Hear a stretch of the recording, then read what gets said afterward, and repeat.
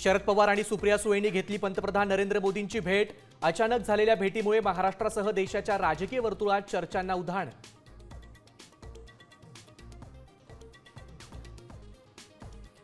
शिक्षण मंत्री धर्मेंद्र प्रधान यांचा राजीनामा घेतल्याशिवाय जंतर मंतर सोडणार नाही, कॉकरोच जनता पार्टी भूमिकेवर ठाम।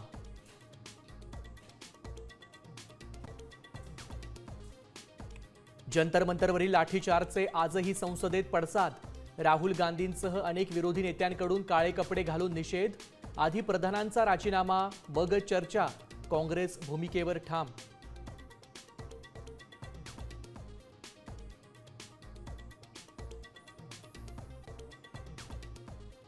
सरकारच्या डोक्यातील हवा काढणं गरजेचं, चर्चा केली असती तर आंदोलन चिघळलं नसतं। उद्धव ठाकरेंचा दिल्लीतल्या पत्रकार परिषदेत केंद्र सरकारवर हल्लाबोल।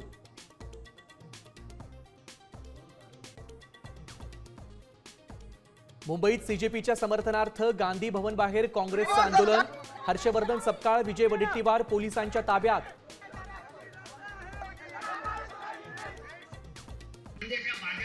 भाजप सरकार गरिबांच्या पोरांवर लाठ्याकाठ्या चालवतोय। पुन्हा लाठ्या चालल्यास महाराष्ट्रात फिरू देणार नाही।